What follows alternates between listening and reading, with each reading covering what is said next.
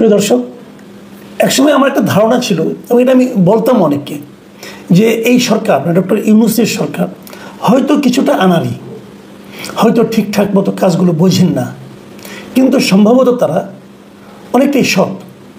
তারা বিদেশে হয়তো টাকা পাচার করেন না, তারা নিজেরাও টাকা টোকা খুব একটা চুরিচামারি করেন না। এই ধরনের একটা ধারণা আমার ছিল এই কারণে আমার কাছে মনে হয়েছিল এরকম একটা বিপ্লবের মাধ্যমে, এরকম একটা গণ অভ্যুত্থানের মাধ্যমে যে সরকারটা আসে তারা নিশ্চয়ই হারে হারে বুঝে যায় যে আগের সরকারটা কেন গেল, আগের সরকারটা কেন থাকতে পারল না। দুর্নীতির কারণে, অপকর্মের কারণে, এই সমস্ত কারণে তারা গেল। তো সেই কাজগুলো আমিও করব, এত দ্রুত করব, দায়িত্ব পাওয়ার সঙ্গে সঙ্গে করা শুরু করব, এই চিন্তাটা আমার মধ্যে কাজ করেছিল। কিন্তু ওই তো বললাম যে মানুষ সব জানতা না, মানুষ ভুল করে। এখন আমার কাছে মনে হচ্ছে যে তখন হয়তো আমিও আসলে ভুল বুঝেছিলাম।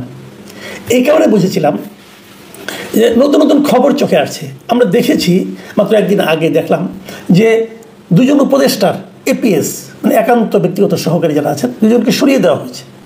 কেন সরিয়ে দেওয়া হয়েছে কোনো ব্যাখ্যা নেই, কিন্তু এটা সবাই জানে যে কেন সরিয়ে দেওয়া হয়েছে। একজনকে সরিয়ে দেওয়া হয়েছে, উনি হলেন স্থানীয় সরকার মন্ত্রণালয় ও যুব ক্রীড়া মন্ত্রণালয়ের উপদেষ্টা যিনি ছিলেন আসিফ মাহমুদ সজীব ভুঁইয়া, ওনার মানে সহকারী একান্ত সচিব মানে এপিএস মিস্টার মোয়াজ্জেম হোসেন, ওনাকে দায়িত্ব থেকে সরিয়ে দেওয়া হয়েছে। এবং আরও একজন হলো স্বাস্থ্য উপদেষ্টা নূরজাহান বেগমের ব্যক্তিগত কর্মকর্তা মোহাম্মদ তুহিন ফারাবি, এই দুজনকে সরিয়ে দেওয়া হয়েছে। এই দুজন কারা, এটা নিয়েও কিন্তু আপনারা প্রশ্ন করতে পারেন। এরা আসলে সরকারি কোনো কর্মকর্তা নয়, মানে কোনো ক্যাডার সার্ভিস থেকে আসেননি। এনারা এই উপদেষ্টাদের ব্যক্তিগত পরিচয়ের উপর ভিত্তি করে এসেছেন। অনেকে এটাও বলতেন যে আসিফ মাহমুদ সজীব ভুঁইয়া যিনি একান্ত সচিব, সহকারী একান্ত সচিব ছিলেন, উনি নাকি তার ব্যক্তিগত জীবনে বন্ধুও ছিলেন। যাই হোক, এরকম লোক, তাকেও সরিয়ে দিতে হলো কেন সরে গেলেন? মাঝখানে একটা ফটো কার্ড দেখলাম একটা মিডিয়ার, সেখানে বলা হয়েছে যে এরই মধ্যে নাকি এই মোয়াজ্জেম হোসেন সাহেব মানে এই ব্যক্তিটা 3 শতাধিক কোটি টাকার মালিকও হয়ে গেছেন। তাহলে আর দোষ কি ভাই? আগে একটা প্রধানমন্ত্রীর বাসার পিয়ন যদি 400 কোটি টাকার মালিক হয় 15 বছরে, ইনি তো আরও চ্যাম্পিয়ন মনে হচ্ছে যে 9 মাসে 300 কোটি টাকা বানিয়ে ফেলেছে। এরকম প্রতিযোগিতা কিন্তু হয়েছে, এটাকে আপনি একদম উড়িয়ে দিতে পারবেন না। ফারাবি সাহেবের তথ্য ধীরে ধীরে আসছে এবং এটা অনেকেই জানে, অনেক কিছু আমি এগুলো নিয়ে ডিটেল বলতে চাই না, কারণ এগুলো নতুন কিছু না। আমি একটা ঘটনা বলি, আমাকে ওই দিন আমার এক মানে বন্ধু বললেন আর কি, দুদিন আগেই বলেন, একটা পুরোনো ঘটনায় বললেন যে ওনার একবার উনি একটা বড় প্রতিষ্ঠানের শীর্ষ কর্মকর্তা, ওনার কোনো একটা প্রয়োজনে একজন উপদেষ্টার সঙ্গে দেখা করতে চেয়েছিলেন। তো ভাবলেন দেখা করার আগে ওনার এপিএসকে এবং একটা ফোন দিই, কারণ এই সমস্ত এপিএসটা প্রায় সবাই কিন্তু স্টুডেন্ট কোটায় এসেছে, কারণ স্টুডেন্টরাই ওদেরকে বসিয়েছে বিভিন্ন জায়গায়, এই বৈষম্য বিরোধী সমন্বয়ক এরাই বসিয়েছে, তাদেরই লোকজন। এবং সেই এপিএসকে যখন ফোন করলেন যে আমি একটু ওনার সঙ্গে একটা বিষয় নিয়ে কথা বলতে চাই, একটা অ্যাপয়েন্টমেন্ট হবেন, ওই আপনি এক কাজ করেন, আসেন কথা বলি। কী বিষয় নিয়ে কথা বলবেন? সন্ধ্যার পরে আমি গুলশানে একটা জায়গায় বসি, সেখানে আসেন। প্রশ্ন হচ্ছে কিন্তু এপিএস সাহেবকে সন্ধ্যার পরে গুলশানে একটা জায়গায় বসতে হয় কেন? গুলশানেই বা কেন? এটা কি রেট হাই করার জন্য, কাজটা জেনে নিয়ে কাজটা তদবির করার জন্য? হ্যাঁ, এটাই উত্তর। এবং এদের রেট ছিল খুব হাই। যারা এদের সঙ্গে বিভিন্ন সময় বসেছেন তারা জানিয়েছেন যে এদের রেট চিন্তাই করা যায় না। মানে আগেও তো অনেক এপিএস ছিল, আগে অনেক মন্ত্রী ছিল, তাদের কয়েক গুণ এদের রেট। কারণটা কি? এরা জানতো, এরা বলতো যে আমরা তো মাত্র কয়েক দিনের জন্য এসেছি, আপনার তো কাজটা হয়ে যাবে, কাজটা করিয়ে দিচ্ছি, অতএব অল্প সময় আমাদেরকে এটা ম্যানেজ করতে হবে। এবং এই টাকাটা কি এপিএস লেভেলই থাকতো? এই টাকাটা কি উপদেষ্টারা পান না? উপদেষ্টারা না পেলে ওনারা কি বোঝেন না কাজটা তো হয়ে যায়? কাজ না হলে মানুষ তাদের টাকা দেবে কেন? অনৈতিক কাজ হয়ে যায় টাকা বিনিময়ে। তো যে অনৈতিক কাজটা হয় সেটাকে উপদেষ্টারা বোঝেন না, নাকি ওনারাও শেয়ার পান? আমার ধারণা পান। আবার অনেক ক্ষেত্রে আমি এমনও শুনেছি যে কোনো কোনো উপদেষ্টা নাকি এপিএসের উপরে ডিপেন্ড করেন না, ভাইগনাকে পাঠান সরাসরি, যে ওনার সঙ্গে ডিল করেন।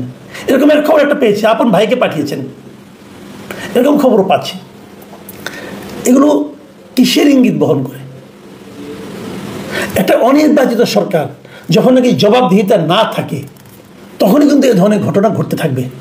যেমন একটা প্রশ্ন আমি যদি করি, এই যে আপনার স্থানীয় সরকার মন্ত্রণালয়ের যিনি মন্ত্রী আছেন, তিনি ঢাকা উত্তরে একজন মেয়র নির্বাচিত করেন, মেয়রকে বসিয়েছেন, মেয়রের পদে আর কি, মেয়রের কাজ করার জন্য মোহাম্মদ এজাজকে বসিয়েছেন।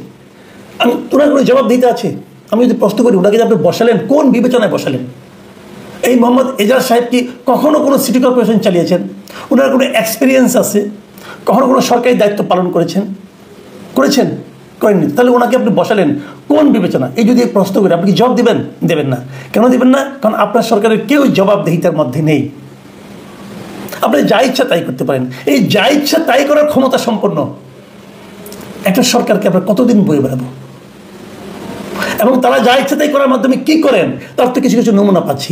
আমি কেবল এই সরকারের কথাই আমি বলবো কেন, এই ছাত্রদের যারা নাকি সরকারের পার্ট এখনো হন নাই অথচ বাইরে আছেন, তারাও কি সরকারের উপর বিভিন্ন কর্মকাণ্ডের উপর নানাভাবে প্রভাব বিস্তার করছেন না? তারাও কি টুপাইস কামাচ্ছেন না? তা না হলে এই গাজী সালাউদ্দিন তানভীরকে কেন সরিয়ে দেওয়া হলো? গাজী সালাউদ্দিন তানভীর তো একদম এলেবেলে কোনো লোক না, নতুন দল, এই জাতীয় নাগরিক পার্টির উনি যুগ্ম সদস্য সচিব। কয়েকদিন আগে তাদের এক সভায় এটা নিয়ে আপত্তি উঠেছিল, কয়েকদিনের ব্যাপারে অভিযোগ উঠেছিল, এবং একে নিয়ে একটা পত্রিকায় রিপোর্ট পর্যন্ত হয়েছে। ওনার বিরুদ্ধে অভিযোগ ছিল সুনির্দিষ্ট দুটো। একটা হলো যে পাঠ্য বইয়ের ক্ষেত্রে ওইখানে উনি একটা দুর্নীতিতে কিছু তদবিরবাজি করেছেন, আরেকটা হলো ডিসি বদলির ক্ষেত্রেও ওনার কিছু, ডিসি নিয়োগের ক্ষেত্রে ওনার কিছু অবৈধ ভূমিকা আছে, এবং সেখানে উনি প্রচুর লেনদেনের সঙ্গে জড়িয়ে গেছেন বলে বলা হয়েছে।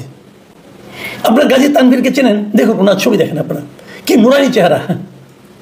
এরকম নুরানি চেহারার দ্বিতীয় একটা লিডার আপনি বের করতে পারবেন না। আমার না মাঝে মাঝে মনটা খারাপ হয়ে যায়, মাঝে মাঝে মনে হয় যে আওয়ামী লীগ আমলে একজন দরবেশ ছিল, এই এনসিপিও মনে হয় এটা দেখে একজন দরবেশ আমদানি করছিল। এখন এরকম একজন দরবেশ মানে সম্ভাব্য দরবেশ, তার উত্থান আমরা দেখতে পেলাম না, নাকি দেখতে পাবো তাও জানি না। কারণ কি, এনসিপি কিন্তু গাজী তানভীরকে বহিষ্কার করেনি, আপাতত দায়িত্ব থেকে অব্যাহতি দিয়েছে, একটা শোকজ করেছে, 7 দিনের মধ্যে জবাব দিতে বলেছে। যদি গাজী তানভীর সাহেব ভালো জবাব দিতে পারেন, যদি সেই জবাব তাদের কাছে গ্রহণযোগ্য মনে হয়, তাহলে উনি আবার ফিরে আসবেন, তখন আমরা আবার একটা দরবেশ প্রাপ্তির সম্ভাবনার মধ্যে থেকে যাব।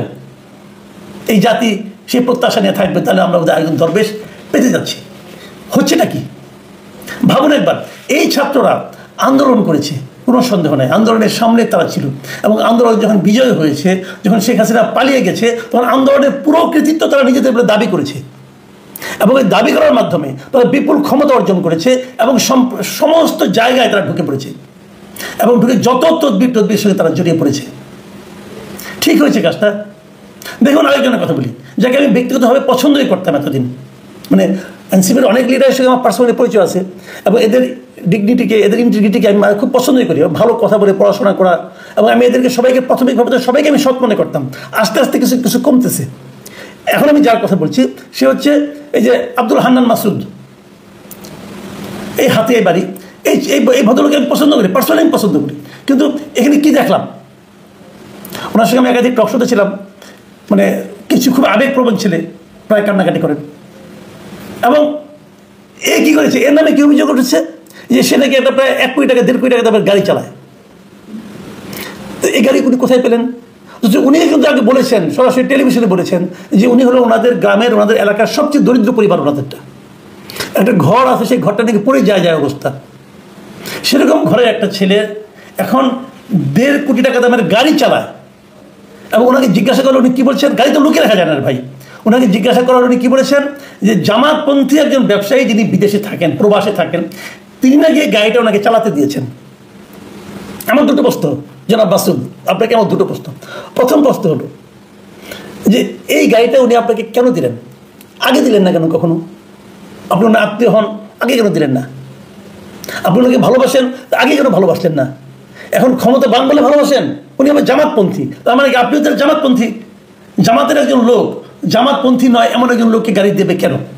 উনিদেরকে রাজনীতি করেন, তাহলে আপনি কি জামাতের পারপাস সার্ভ করবেন? এখানে হতে পারে, আমার কোনো আপত্তি নাই, জামাত একটা পলিটিক্যাল পার্টি, আমার কোনো বক্তব্য নেই এতে, সেটা বলেন। তাহলে আপনি জামাতে জয়েন করেন, সমস্যাটা কি? আচ্ছা, এটুকু না হয় গেল। তারপরে কথা আপনাদের মনে আছে নিশ্চয়ই যে বিগত সরকারের আমলে ওবায়দুল কাদের সাহেব, ওনার দামি দামি ঘড়ি নিয়ে নানা ধরনের কিন্তু কথাবার্তা হতো।